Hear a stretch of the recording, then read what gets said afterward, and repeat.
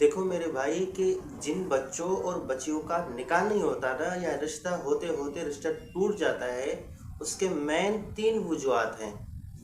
अक्सर फैमिली मेम्बरान जो हैं वो राब्ता करते हैं, ख़ानदान वाले राब्ता करते हैं, परेशान होते हैं बेचारे कि जी पहली बात तो ये रिश्ता नहीं होता, अगर रिश्ता हो भी जाता है कहीं पे तो जल्दी रिश्ता टूट जाता है, हम बहुत परेशान हैं, इसका कोई हल बता दे। तो मैंने सोचा आज इसका कोई एक हल बता दूं, तो प्लीज़ इस वीडियो को बिल्कुल एंड तक गौर से सुने, क्योंकि ये जो 3 वजूहात हैं ना जिनकी वजह से रिश्ता नहीं होता या होते होते रिश्ता टूट जाता है, ये 3 वजूहात ऐसे हैं कि जिनमें हर इंसान तकरीबन मुब्तला होता है। तो इसलिए गौर से इन वजूहात को सुने और इनका फिर इलाज भी करें। तो 3 वजूहात हैं जिन 3 वजूहात की वजह से रिश्ता नहीं होता या होते होते टूट जाता है। उन 3 वजूहात में से एक बात यह है कि किसी हासिद ने हसद की बिना पर कोई तावीज़ कराई हो या बंदिश कराई हो, उस हासिद की इस तावीज़ और इस बंदिश की वजह से भी इंसान का रिश्ता टूट जाता है या रिश्ता नहीं होता। तो एक वजह यह है जो मैंने बता दी।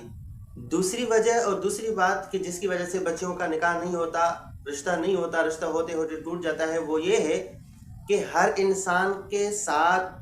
पैदाइश के वक़्त एक करीन उसके साथ भी पैदा होता है, जिसे हमज़ाद, ताबे और हमनशीन भी कहते हैं। कुरान ने तो उसे हमनशीन कहा है। तो हर इंसान के साथ ये करीन पैदा होता है और ये जो करीन है वो इंसान को नेकी और गुनाहों की तरफ इंसान को ये माइल करता है, शर और गुनाह की तरफ इंसान को धकेल देता है। जैसा कि सूरह क़ाफ में अल्लाह रब्बुल इज़्ज़त का इरशाद है, अल्लाह फरमाते हैं क़ाल क़रीनुहु रब्बना मा अतग़यतुहु वलाकिन कान फ़ी ज़लालिन बईद, कि उनका करीन, उनका हमनशीन वो क़यामत के दिन कहेगा, अल्लाह मैंने इनको गुमराह नहीं किया, मैंने इनको सरकश नहीं बनाया, बल्कि ये खुद ही गुमराही में पड़े हुए थे। तो अल्लाह ने इसको करीन का लक़ब दिया। करीन का है, बाज़ कहते हैं कि करीन से मुराद शैतान है, जैसे कि हज़रत इब्न अब्बास रज़ी अल्लाह ताला अन्हुमा का ये कौल है, वो कहते हैं करीन से मुराद शैतान है। और एक हदीस शरीफ का भी मफ़हूम है, जैसा कि हज़रत अब्दुल्लाह इब्न मसऊद रज़ी अल्लाह ताला फरमाते हैं कि अल्लाह के रसूल सल्लल्लाहु अलैहि वसल्लम ने फरमाया, तुम में से कोई भी ऐसा शख्स नहीं है मगर जिसके साथ उसका हमनशीन, जिन्हों में से उसका हमनशीन पैदा न किया गया हो, जिसके साथ वो न लगा दिया गया हो। तो इस पर सहाबा ने अल्लाह के रसूल सल्लल्लाहु अलैहि वसल्लम से पूछा, अल्लाह के रसूल क्या आपके साथ भी वो करीन है? अल्लाह के रसूल सल्लल्लाहु अलैहि वसल्लम फरमाया, हाँ मेरे साथ भी वो करीन है, लेकिन यह है कि उसके खिलाफ अल्लाह ने मेरी मदद की है, अल्लाह ने उसे मेरे ताबे बना दिया है। अब वो मुझे, चूँकि वो मुसलमान हो गया है मेरे साथ, अब वो नेकी के सिवा और चीज़ का मुझे हुक्म नहीं करता। तो हदीस शरीफ और कुरान से ये बात मालूम हो गई कि इंसान के साथ एक करीन भी पैदा होता है। तो ये जो करीन है ना, कभी कभार ये करीन भी चाहता है कि इस बच्ची का निकाह कहीं और ना हो, तो ये करीन भी कभी कभार रुकावट का जरिया और सबब बन जाता है, और इस करीन, हमजाद और ताबे की वजह से भी रिश्ता बंद हो जाता है। तो ये 2 वजह हो गई, एक या किसी हासिद की हसद की वजह से उसने कोई तावीज़ वगैरह की हो, दूसरी बात इस करीन की वजह से, तीसरी वजह और तीसरी बात यह है कि किसी लड़की के ऊपर बसा औक़ात ये होता है कि कोई जिन आशिक हो जाता है। जब उस लड़की के ऊपर, उस बच्ची के ऊपर अगर कोई जिन आशिक होता है ना, तो फिर वो जिन ये नहीं चाहता कि इसका निकाह कहीं और हो जाए, तो इसकी वजह से भी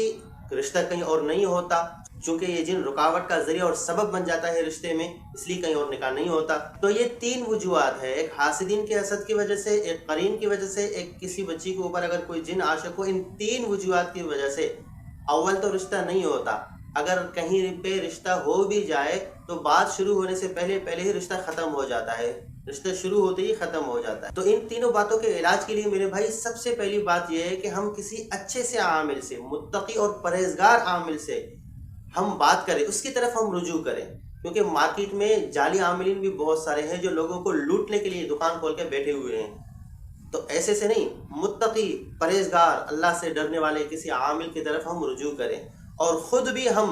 अपने आप की हिफाजत का बंदोबस्त कर लें। जैसे कि अल्लाह के रसूल सल्लल्लाहु अलैहि वसल्लम, जब अल्लाह के रसूल सल्लल्लाहु अलैहि वसल्लम के ऊपर जादू हुआ तो अल्लाह के रसूल सल्लल्लाहु अलैहि वसल्लम को अल्लाह ने हुक्म दिया मुअव्वज़तैन, जैसे सूरह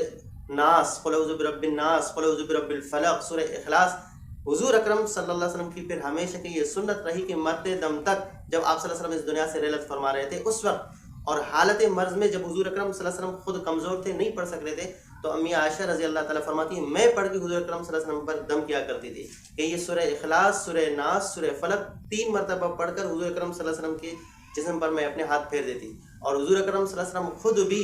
آپ صلی اللہ علیہ وسلم کا یہ معمول ہوتا تھا روزانہ کہ آپ صلی اللہ علیہ وسلم ان کو پڑھ کے اپنے جسم کے اوپر مل دیتے تھے۔ تو اپنی خود ہم حفاظت کریں آیت الکرسی کے ذریعے، قرآن کے ذریعے، اور ان معوذتین کے ذریعے قرآن مجید کی تلاوت کریں، اللہ تعالیٰ کا ذکر کریں، اور سب سے اہم بات، ہم ہمیشہ اپنے آپ کو پاک اور صاف رکھنے کی کوشش کریں۔ جنابت کے حالت میں زیادہ نہ رہیں اور ناپاکی کی حالت میں زیادہ نہ رہیں، کیونکہ ناپاکی کے حالت میں زیادہ رہنے کی وجہ سے ان جنات کا اور شرور کا اثر ہوتا ہے، اٹیک ہوتا ہے انسان کے اوپر، اور تعویذ وغیرہ اگر کسی حاسدین نے کیا ہو تو اس کا اثر بھی اس جنابت کی حالت میں، ناپاکی کی حالت میں زیادہ ہوتا ہے۔ تو ہم اپنے آپ کو ہر وقت گناہوں سے بھی پاک رکھیں، گناہوں کے اعتبار سے بھی اپنے آپ کو پاک رکھیں، اور جسمانی اعتبار سے بھی اپنے آپ کو پاک اور صاف رکھیں۔